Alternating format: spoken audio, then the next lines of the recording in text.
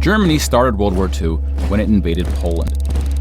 Poland ultimately lost 200,000 soldiers in the war. Most died after the invasion while the country was occupied by Germany and the Soviet Union. Germany, meanwhile, lost just 16,000 in the invasion of Poland. The Nazis went on to invade and conquer other countries, including Denmark, Belgium, the Netherlands, France, Greece, and Yugoslavia. France surrendered, but after losing 92,000 soldiers in the Battle of France. Over 200,000 ultimately fell, which includes deaths in POW camps, French colonies, and other fighting. Yugoslavia suffered almost 500,000 military deaths. The initial invasion brought relatively few casualties on both sides, but the deaths mounted under Nazi occupation due to guerrilla fighting, civil conflict, and mass executions. The Nazi invasions were swift, with relatively few German losses. Even the Nazi commanders expressed surprise at their success. And then we have the United Kingdom and the United States, who were not invaded but took the fight to the Nazis.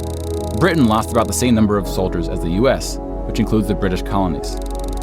Germany lost about 500,000 soldiers fighting the US and Britain in what is known as the Western Front, which took place in France and Belgium.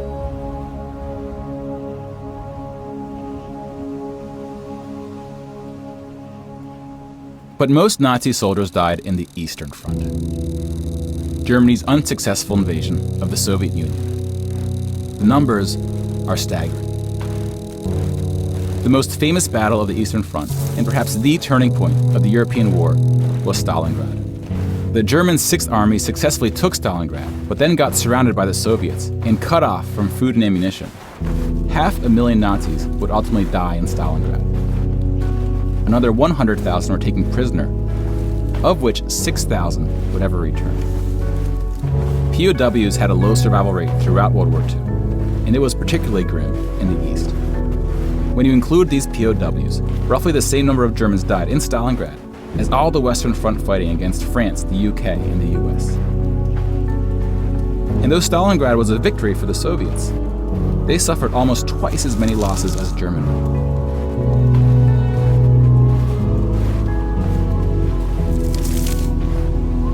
The Soviet Union would eventually defeat the once unstoppable German army, killing 2.3 million Nazi soldiers. But winning the war came at a cost.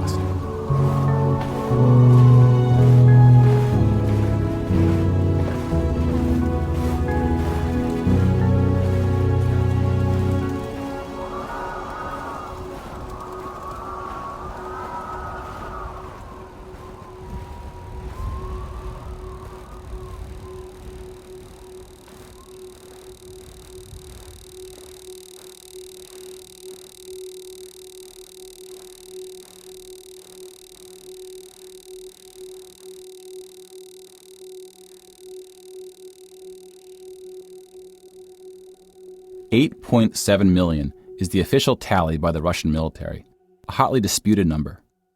Some studies have calculated as many as 14 million dead. To complete the count of European military deaths, we need to add German deaths from other fronts, including the North and Africa, as well as deaths from other Axis powers allied with the Nazis, Hungary, Romania, and Italy. When you put these European military deaths on the timeline, it looks like this. You can now interact with the chart to learn more. Pause the narration if you would like more time.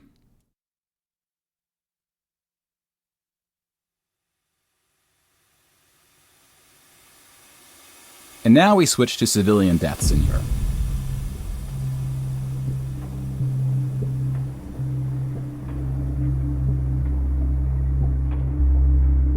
Six million Jewish people were killed in the Holocaust. If you separate this by country, you see that about half, 2.7 million, were Polish. 700,000 were Soviets, followed by Hungary and 17 other countries.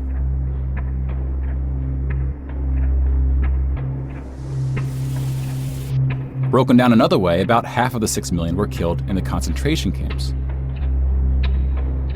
Over 1 million died in Auschwitz.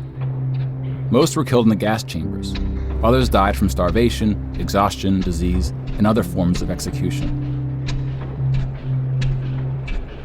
The second most deadly camp was Treblinka, which was exclusively an extermination camp, set up to look like a train station.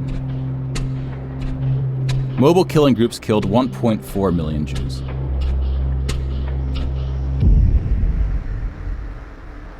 Like with the gas chambers, men were killed first to reduce the risk of revolt.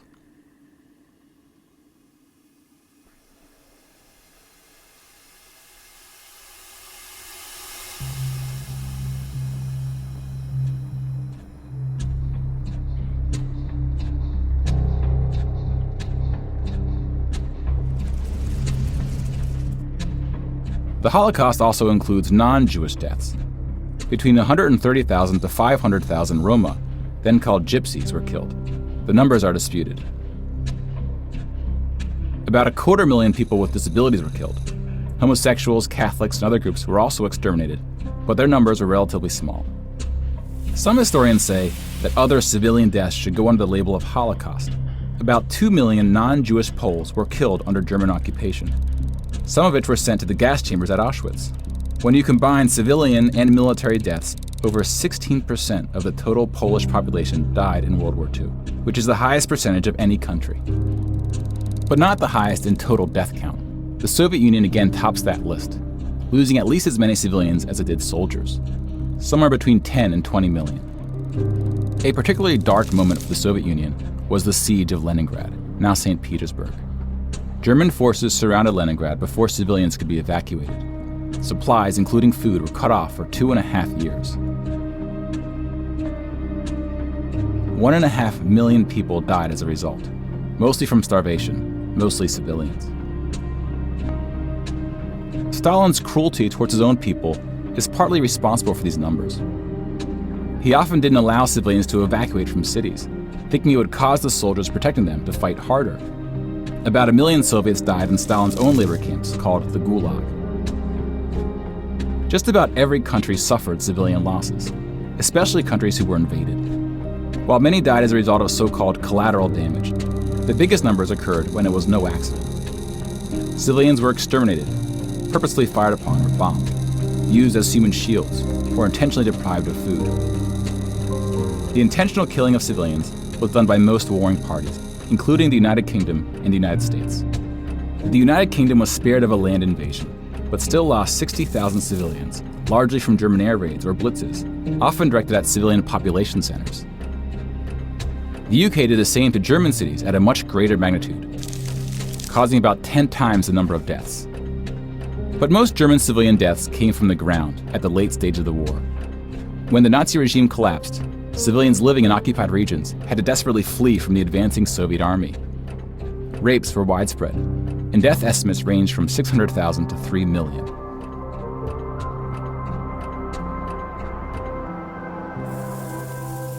Let's step back and see where we are with the totals. We just counted about 20 million civilian deaths in Europe. If you add this to the European military deaths we already covered, it brings us to over 40 million. Then we have the Asian theater. Here we see the vast majority of military deaths in Asia came from China and Japan. On the civilian side, about 6 million deaths from China, Indonesia, Korea, Indochina, and the Philippines can be attributed to Japanese war crimes, which are sometimes compared to the Nazi atrocities due to the sheer scale of the cruelty. China had the second highest death count after the Soviet Union. And like the Soviets, the Chinese government demonstrated a stunning willingness to sacrifice its own people. Chinese nationalists opened the dike at the Yellow River, hoping the flood would halt the Japanese advance. 500,000 Chinese civilians or more were killed, which is 2 or 3 times the number who died in all countries in the 2004 Asian tsunamis.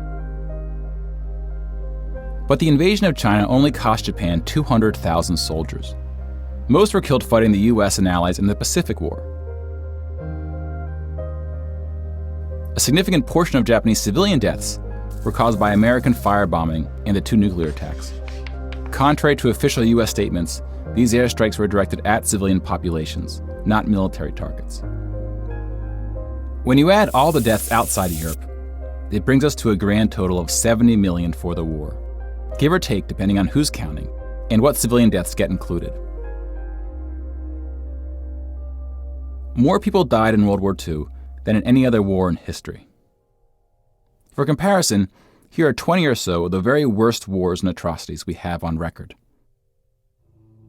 Some of these are more of atrocities than wars, but we've seen how that distinction can get blurry. Some of these spanned across centuries. World War II had the highest body count, and it all happened in just 6 years. The world's population has grown significantly since the earliest atrocities on this list. If we want to compare them in terms of what percentage of the world died, we can adjust the chart to look like this. This rough approximation tells us there may have been more devastating wars before World War II, proportionally speaking.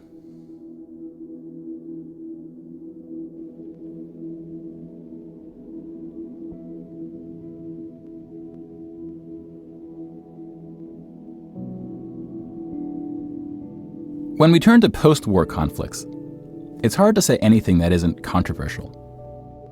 But the data shows something quite extraordinary has been happening. In 1989, John Gaddis coined the phrase "the long peace" to identify the absence of conflict between the nuclear powers during the Cold War. 25 years later, the Cold War is over, and the term is still being used, although its meaning may have shifted. European countries have not fought each other, except for this 10-day war in 1956 when the Soviet Union invaded Hungary. When we look at European wars before World War II, it looks like this. They tend to be more frequent as you go back, though smaller in scale. And the largest 44 economies of the world have not battled each other since World War II. Rich countries have fought poorer countries, like the US versus Iraq, but rich countries have not fought other rich countries. Such a period of peace between the so-called great powers hasn't been seen since the Roman Empire. To many, peace is too strong of a word. Wars have occurred since World War II, and they can be grouped into these 4 categories. We don't see colonial wars anymore. We've already noted that interstate wars between rich countries have not occurred at all, and here we see wars involving smaller economies have tapered off. That leaves civil wars of 2 types, with and without foreign intervention. And this is what these battle deaths look like alongside of World War II. More people died fighting in World War II than in all the wars since. And again, we can't forget about world population, which has almost tripled since World War II. If we scale these numbers to show deaths in proportion to world population, showing the likelihood that a person on Earth dies in battle, the downward trend becomes even more pronounced. Now, this isn't to infer anything about why this trend is occurring. That's a discussion for another day. You can now interact with this chart to explore what conflicts are behind the totals. Now bear in mind we're just looking at battle deaths here, not civilian deaths, but those too are in decline. Peace is a difficult thing to measure. It's a bit like counting the people who didn't die in wars that never happened. We give such importance to the word peace, but we don't tend to notice it when it occurs, or report on it. Sometimes it takes reminding ourselves of how terrible war once was to see the peace that has been growing around us.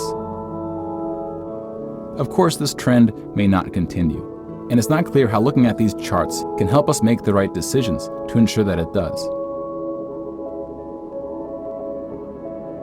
But the longer the long peace grows, the more significant it becomes. So if watching the news doesn't make us feel hopeful about where things are heading, watching the numbers might.